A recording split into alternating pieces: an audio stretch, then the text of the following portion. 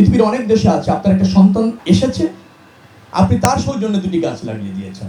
তার মানে কি হচ্ছে? প্রত্যেক বাড়ি 3টি 4টি করে গাছ হয়ে গিয়েছে। আপনি আমাকে বলেন তো, প্রত্যেক বাড়িতে যদি নতুন মেহমান আসে, সে যদি 3টি 4টি করে গাছ লাগিয়ে দেয় মেহমান আসার সুসংবাদ শুনে, তাহলে আপনি দেখবেন যে কত কোটি বাড়ি আছে আর কত কোটি গাছ হয়ে যাচ্ছে।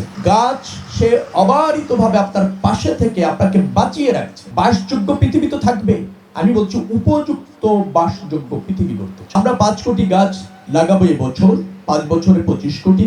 আমাদের মন্ত্রণালয়ের অধীনে সব জায়গায় বৃক্ষরোপণ কর্মসূচিটা জোরালোভাবে শুরু হবে। এই জন্য এই উদ্বোধনটা আমরা অ্যাকসেপ্ট করলাম। কিন্তু গাছ লাগানোর নামে যে কোনো জায়গায় গিয়ে কোনো উদ্বোধন অনুষ্ঠান করার প্লিজ প্রয়োজন নেই।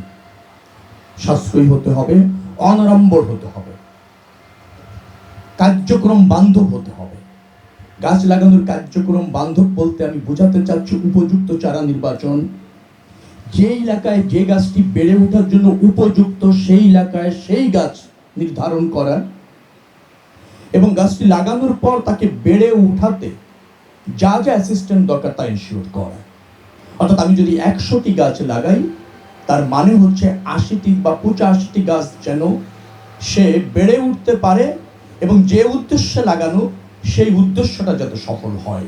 গাছ লাগালাম, টেক কেয়ার হলো না, তার প্রয়োজনীয় নার্সিং হলো না, বেড়ে ওঠার কোনো সুযোগ থাকলো না, আর অনুষ্ঠানের মধ্যে সীমাবদ্ধ, এভাবে সরকার চাইছে না, আমিও চাইছি না।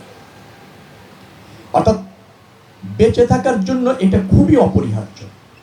এটা যদি আমরা প্রত্যেকটা বাড়িকে, আমার প্রতিমন্ত্রী বললেন যে জনগণকে যদি সম্পৃক্ত করতে পারি। পৃথিবীর অনেক দেশে আছে, আপনার একটা সন্তান এসেছে, আপনি তার সৌজন্যে 2টি গাছ লাগিয়ে দিয়েছেন। তার মানে কি হচ্ছে? প্রত্যেক বাড়ি 3টি 4টি করে গাছ হয়ে গিয়েছে। তো আমরা 5 কোটি গাছ লাগাবো এবছর, 5 বছরে 25 কোটি।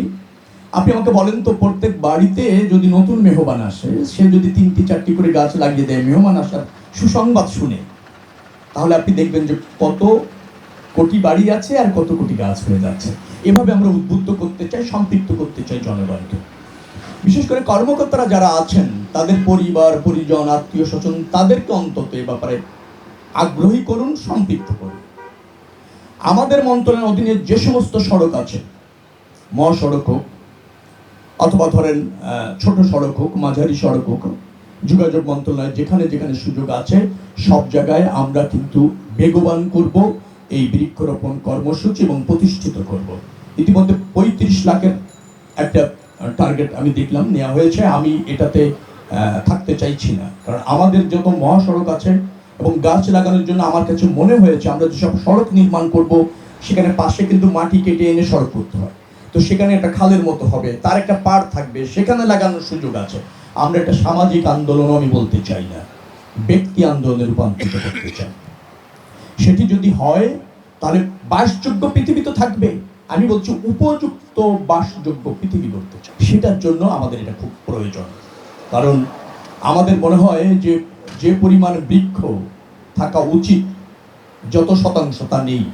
মাত্র 6টি জেলাতে আছে আমার মনে হয়, আমি যদি ঠিক বলে থাকি 64টি জেলার মধ্যে।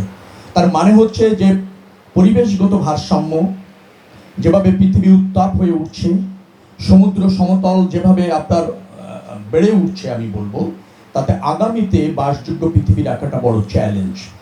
আমাদের প্রয়োজনীয় অক্সিজেনের প্রায় 70% কিন্তু আমরা পাই পানির নিচের গাছ থেকে, অর্থাৎ যে সমস্ত বনজ আছে পানির নিচে, সাগরের নিচে, সেখান থেকে প্রায় 70% অক্সিজেন আমরা পাই।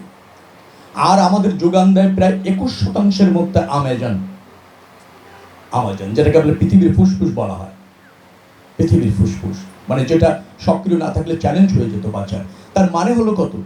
প্রায় আপনি চলে গেলেন 90%-এর কাছাকাছি। 10% আসছে আর সমগ্র জায়গা থেকে, তার মধ্যে সুন্দরবন একটা উল্লেখযোগ্য ভূমিকা আছে। এখন এই বৃক্ষরোপণটা যদি বেঁচে থাকার সাথে আমরা যুক্ত করতে না পারি, আমরা কিন্তু অনেক কিছু নিয়ে সচেতন, কিন্তু গাছ সে অবারিতভাবে আপনার পাশে থেকে আপনাকে বাঁচিয়ে রাখছে, আপনাকে স্বস্তিতে রাখছে। আমরা সেখানে কিন্তু মনোযোগী না, ধ্বংস করছি অনেক, কিন্তু সেই পরিমাণে আবার উৎপাদন করছি না, বা বেড়ে উঠতে অথবা লাগাতে অথবা জীবিত রাখতে আমরা ভূমিকা রাখছি না। আমাদের সরকারের এটা অত্যন্ত গুরুত্বপূর্ণ একটা কর্মসূচি। প্রধানমন্ত্রী এ ব্যাপারে ভেরি কনসার্ন, তিনি যে কোনো মূল্যে এই 5 কোটি গাছ এবছরে এবং 5 বছরে 25 কোটি গাছ আমরা রোপণ করতে চাই। তার একটা গুরু দায়িত্ব পড়েছে যোগাযোগ মন্ত্রণালয়ের উপর। এখানে অনেকে আছেন, আমার বিশ্বাস আপনারা এই কর্মসূচিটাকে আত্মিকভাবে গ্রহণ করবেন।